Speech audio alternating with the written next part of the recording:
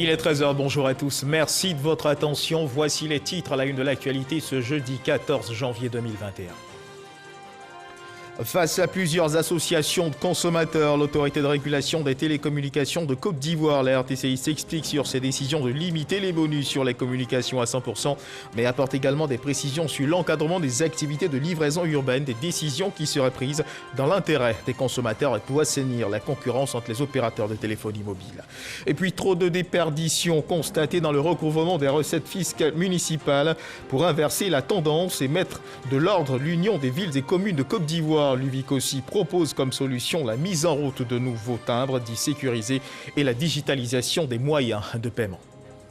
En Ouganda, après une campagne électorale tendue, les électeurs aux urnes ce jeudi pour le scrutin présidentiel, le président sortant Yoweri Museveni brigue un nouveau mandat, le 6e, face à 10 autres candidats, dont le plus populaire, le député et ancien chanteur Bobi Wine. Voilà pour l'essentiel. Oui, bonjour à tous.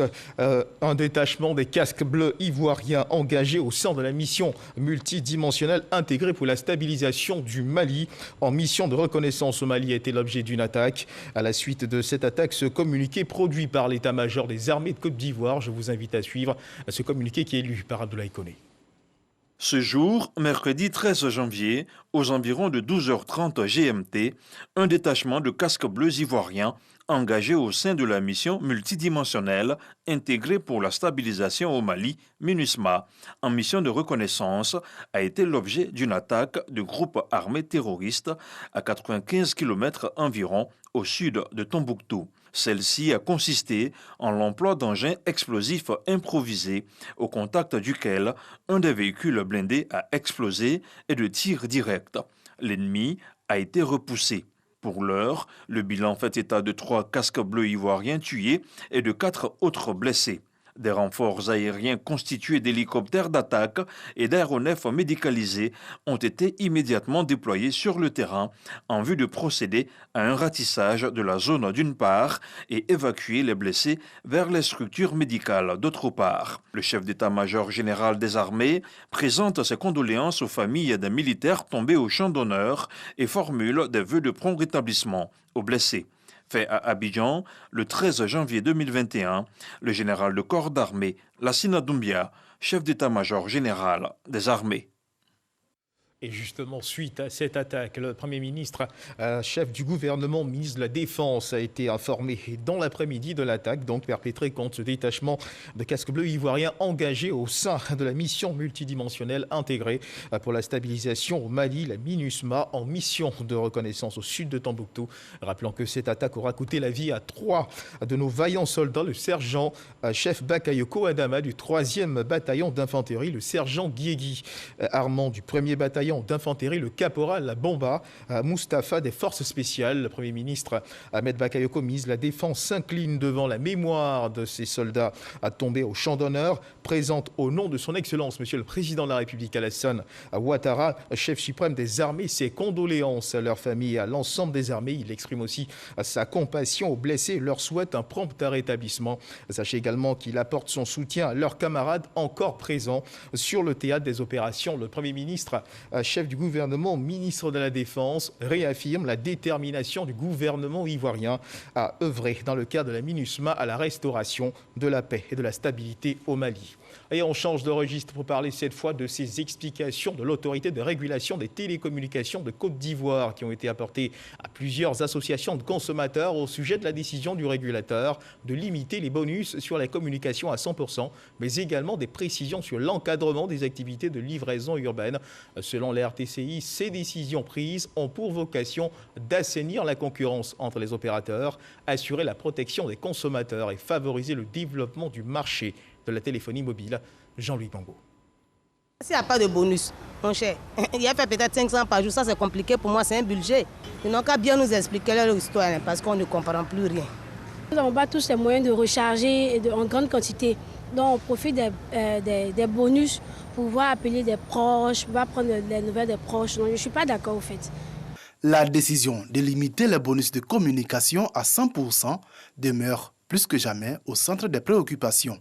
Face à l'indignation pour les uns et à l'incompréhension pour les autres, la direction de l'autorité de régulation des télécommunications de Côte d'Ivoire, ARTCI, a voulu apporter ses précisions. La mesure de la limitation des bonus à 100% découle du constat que les bonus à 200%, voire même 400%, trahissent une tarification abusive des services en dehors des promotions qui ne profitent pas réellement aux consommateurs. En plus de cette limitation, la RTCI impose désormais le maintien par les opérateurs des bonus acquis par le consommateur en dehors de leur durée de validité. Si tel est qu'on a la possibilité de faire de manière permanente des réductions à 203, 300, 400, 500%, pour nous, en tant que régulateurs, l'objectif poursuivi, c'est des tarifs abordables pour le consommateur. Donc, autant lui communiquer le vrai tarif, plutôt que de maintenir de manière artificielle des tarifs à un certain niveau et chaque jour de le maintenir à l'alerte par rapport à une éventuelle promotion à 200, 300, 400, 500%. Des bonus limités à 100%, mais également des livreurs urbains désormais appelés à se conformer à la loi. L'RTCI n'a mandaté personne pour confisquer les motos des livreurs urbains. On n'a pas dit ça. C'est fait un peu de petits métiers, mais c'est déjà qu'ils gagnent leur vie avec ça. Il faut les encourager, il faut les soutenir. Pour les associations de consommateurs qui ont pris part à cette séance d'explication, cet exercice aura grandement contribué à éclairer les lanternes. Nous partons rassurés sur le fait que les bonus n'ont pas été totalement suspendus, seulement ces bonus ont été encadrés dans l'intérêt des consommateurs. Cette mesure aurait dû venir beaucoup plus tôt que maintenant parce qu'on nous annonçait des bonus élevés. Ça devait faire tic dans la tête des consommateurs pour dire mais pourquoi on nous offre tant de bonus? Ça devait nous interpeller sur le prix même qui était pratiqué. Tout en assurant exercer à travers ces décisions sa mission de régulation du secteur, la RTCI continue les négociations avec les différents acteurs du secteur. Ainsi, une ultime rencontre de concertation est-elle prévue ces prochains jours avec ceux de la livraison urbaine. Et direction les champs studieux de l'Université de Côte d'Ivoire, les candidats au doctorat sont inquiets depuis quelques jours. Tenez, depuis le lundi 11 janvier dernier, la question des nouveaux frais d'inscription pour le doctorat perturbe leur sérénité. Est fixée à 590 000 francs contre 90 000 francs CFA les années antérieures. Ces nouveaux frais d'inscription pour le doctorat divisent les dirigeants de l'université et leurs apprenants. Qu'en est-il réellement? Pourquoi une augmentation? À quoi serviront ces fonds? Et à qui profitent-ils? Séphora Zegui, notre reporter, s'est poser toutes ces questions dans cet élément reportage. Fabrice est étudiant en droit à l'université Félix Houphouët-Boigny de Cocody. Ce matin, c'est à la bibliothèque que nous le rencontrons et il a du mal à se concentrer. Il vient d'apprendre que les frais d'inscription pour le doctorat qui étaient fixés à 90 000 francs seront multipliés par 6,6, soit 590 000 francs dès la rentrée prochaine. De quoi inquiéter cet étudiant. Que les autorités comprennent la situation et qu'ils reviennent sur les décisions et qu'ensemble, on puisse retrouver tout moyen pour résoudre cette question. Les étudiants sous le choc, nous nous rendons au siège de la FESI, leur principal syndicat. Nous y trouvons d'ailleurs le Bureau national en séance de travail sur la question. Le projet de création des écoles doctorales fait partie des normes du 6e LMD. Quand on parle de 6e LMD, on parle de licence, master, doctorat. Alors la FESI félicite l'administration qui vient de faire une avancée très importante dans la recherche de la crédibilisation de nos institutions. À nos grandes surprises, on nous informe que désormais, comme c'est l'école doctorale, ça sera 590 000. Pour trouver des solutions aux préoccupations des étudiants, nous joignons par téléphone l'un des vice-présidents de l'université qui confirme leur inquiétude. Dans la foulée, nous sommes orientés vers l'instance supérieure, direction le ministère de l'Enseignement supérieur et de la Recherche scientifique. Adama Diawara, le ministre, joue la carte de l'apaisement. Il entend rencontrer les différents acteurs de son département. Il y a eu une décision du gouvernement qui fixe les frais d'inscription dans les universités publiques. Pour les licences, c'est-à-dire licence 1, licence 2, licence 3, les frais d'inscription sont de 30 000 francs CFA. Pour les masters, à savoir les masters 1 et master 2, les frais d'inscription sont de 60 000 francs CFA. Et pour le doctorat, c'est-à-dire ce qu'on appelle le D1, le D2 et le D3, ces frais d'inscription sont de 90 000 francs CFA. Jusqu'à ce qu'une nouvelle décision du gouvernement modifie la donne, pour le moment, il est clair que les montants que je viens de vous donner sont ceux que les étudiants doivent payer. Pour rappel, depuis le 11 janvier 2021, la toile est alimentée par des informations relatives à une augmentation des frais de scolarité du doctorat, ce qui a suscité des interrogations au niveau des étudiants. Mais le gouvernement dit être à pied d'œuvre pour trouver des solutions durables aux problèmes de l'enseignement supérieur et de la recherche scientifique. Un reportage de Sephora Zegui et un autre chant d'inquiétude se fait entendre, celui manifesté par l'Union des villes et communes de Côte d'Ivoire, l'UVIC aussi, qui s'inquiète de la disparition récurrente de recettes municipales et cela dans des conditions de flou total. Pour remédier à cette situation, l'Union des villes et communes de Côte d'Ivoire, en accord avec le gouvernement, a décidé de moderniser ses systèmes de recouvrement de recettes fiscales par la digitalisation des moyens de paiement, mais aussi et surtout par la mise en route de nouveaux timbres qui ont été présentés à Abidjan et qui devrait permettre de multiplier par 3 les gains des communes. Lancine Bakayoko. À compter du 1er février 2021, de nouveaux timbres hautement sécurisés vont être mis en circulation pour recouvrer les taxes municipales. L'opération de production de timbres sécurisés est engagée sous l'égide du gouvernement et implique un certain nombre de ministères qui chacun joue son rôle à l'intérieur de cette opération pour que les collectivités puissent construire leur autonomie. Ces nouveaux timbres faits de matières spécifiques, magnétisés, non lavables et dégradables au contact de l'eau, vont en effet permettre d'éviter les fraudes. Des fraudes qui font perdre des ressources importantes aux mairies. Avec la mise en œuvre des valeurs inactives sécurisées, à savoir les timbres, nous parviendrons à juguler, à arrêter et éradiquer les fraudes constatées par le passé pour que finalement les ressources destinées à l'action municipale soient correctement collectées au bénéfice de nos concitoyens. En ce qui concerne la distribution, elle se fera via le réseau des services décentralisés du Trésor public. Plus question donc pour les communes de l'intérieur de venir s'approvisionner à Abidjan. Ce changement de timbre rentre dans le cadre d'une vaste réforme de modernisation des mécanismes de collecte des ressources municipales.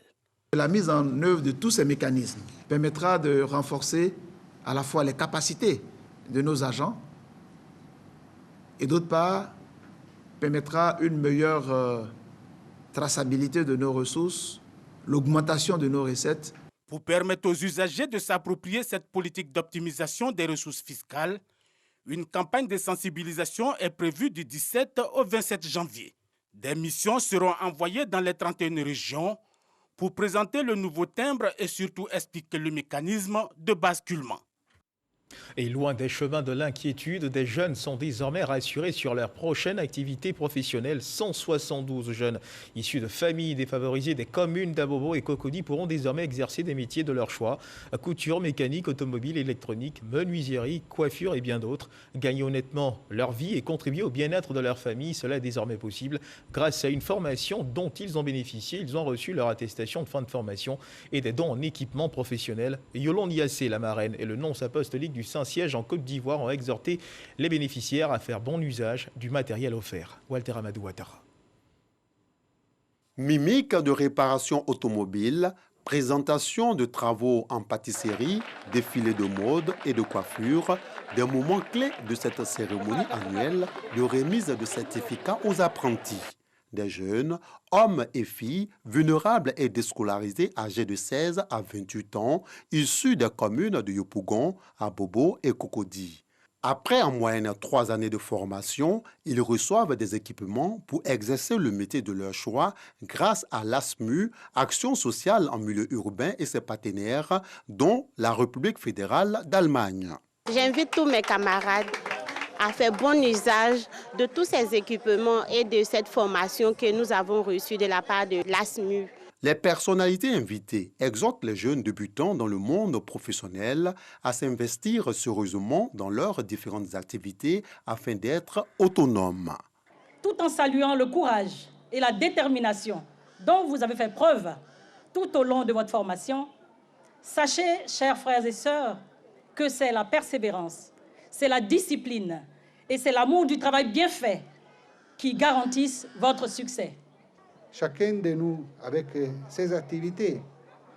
Chacun de vous doit se sentir responsable et s'engager à construire un pays toujours plus beau, plus juste, plus pacifique, plus évolué.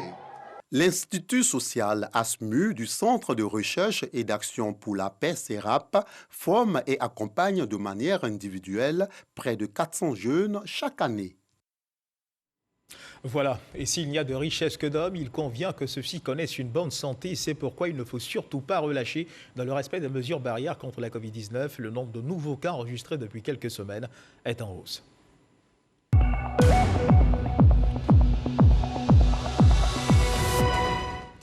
Et sur cette actualité, le ministère de la Santé et de l'Hygiène publique a enregistré à la date du mercredi 13 janvier 183 nouveaux cas de Covid-19 sur 2939 échantillons prélevés, soit 6,2% de cas positifs, 116 guéris et 0 décès. À la date du 16 janvier, la Côte d'Ivoire compte donc 24 369 cas confirmés, dont 22 856 personnes guéries, 140 décès et 1373 cas actifs. Le nombre total d'échantillons est de 286 698. Le ministère de la Santé et de l'Hygiène publique rappelle que l'épidémie n'est pas terminée. Il exhorte les populations au respect des mesures barrières, notamment le port du masque dans les espaces accueillants du public et les transports en commun pour stopper la transmission du virus. Et dans cette lutte contre la Covid-19, le Rotary Club d'Abidjan veut jouer sa partition en initiant une action organisée, la 38e réunion des intervilles. On en sait plus avec Eric Goré. La 38e réunion des intervilles du Rotary Club de Côte d'Ivoire, un concept qui va multiplier les actions contre la Covid-19. Des actions au profit des communautés et des populations vulnérables. Pour ce faire, des rencontres B2B ont lieu à Abidjan pour dégager la stratégie. Le thème de ces intervilles est la pandémie Covid-19, une opportunité pour développer et soutenir la formation en santé mondiale en Côte d'Ivoire. Le Rotary Club de Côte d'Ivoire prend clairement position contre cette pandémie en intensifiant ses actions sur le terrain. Très bientôt. Quand vous regardez l'actualité, vous voyez que dans les pays industrialisés, la pandémie n'épargne aucun pays. Et même en Côte d'Ivoire, nous avons des cas de décès dus à cette pandémie. C'est une maladie qui agit de façon discrète dans la population et qui fait des ravages. On sait d'abord avant de penser à nous. Et au-delà de l'action qui est notre raison d'être, nous allons nous retrouver pour parler des problèmes des peuples, pour arrêter des stratégies, faire le bilan de l'année écoulée et voir qu'est-ce qui a marché, qu'est-ce qui n'a pas marché, pour nous permettre d'être encore plus efficaces sur le terrain. Le Rotary est un réseau mondial d'1 200 000 hommes et femmes qui posent des actions communautaires depuis 110 ans. En Côte d'Ivoire, le Rotary Club est présent depuis 60 ans et compte plus de 700 000 membres.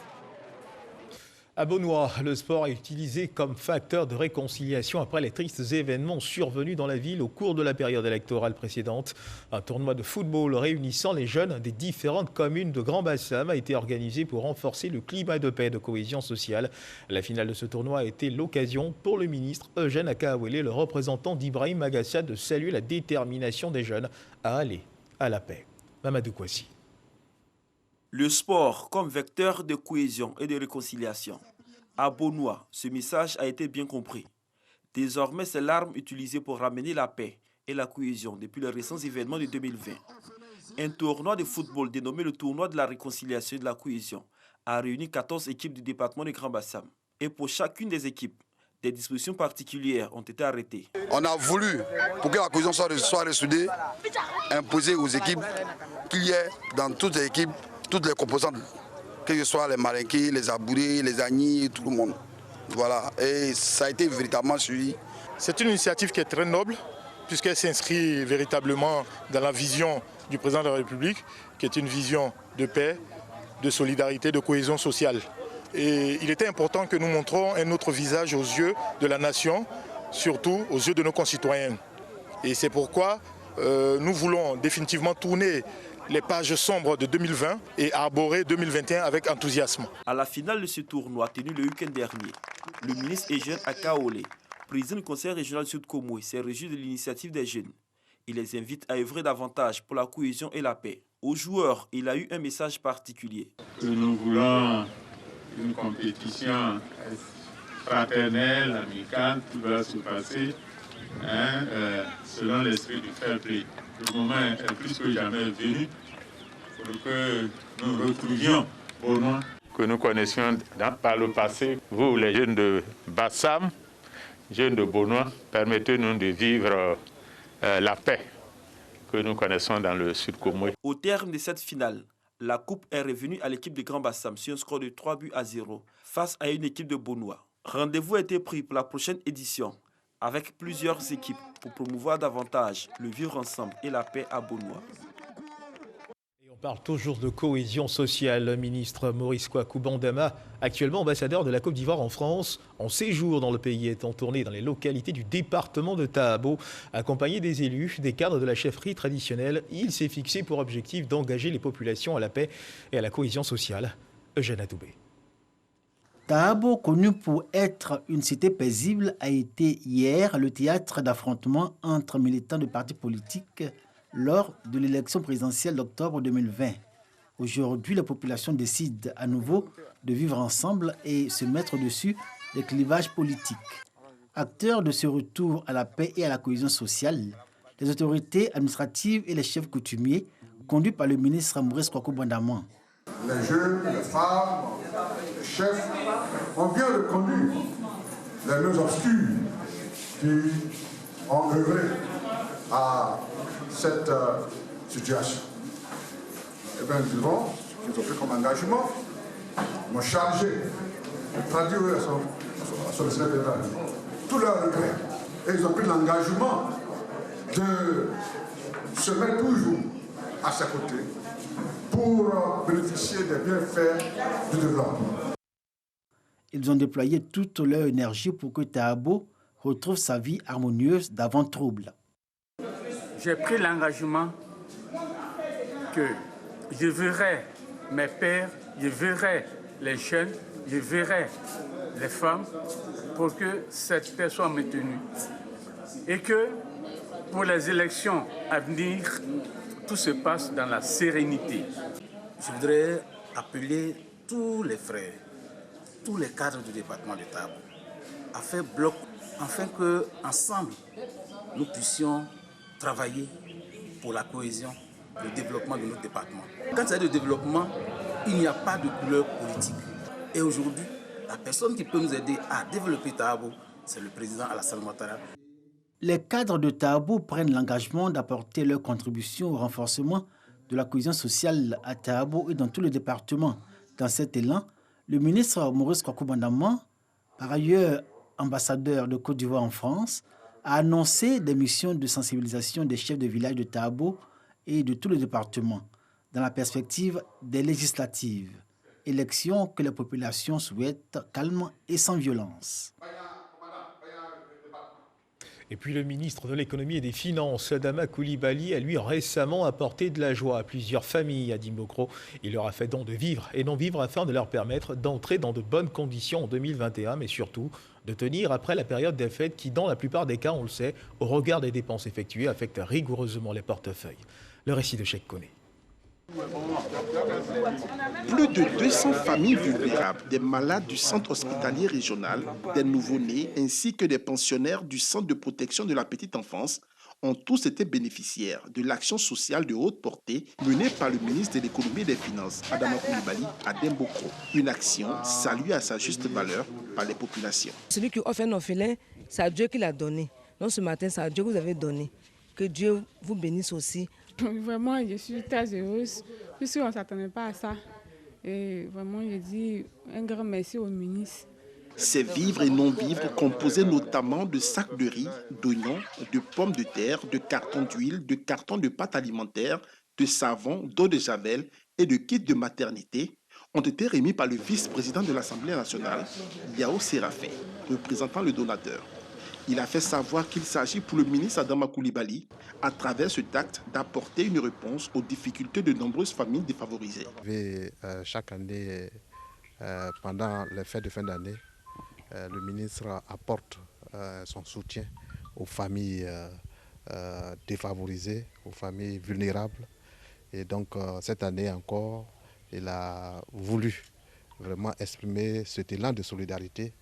Et c'est pourquoi il nous a chargé de remettre ces vivres et non-vivres.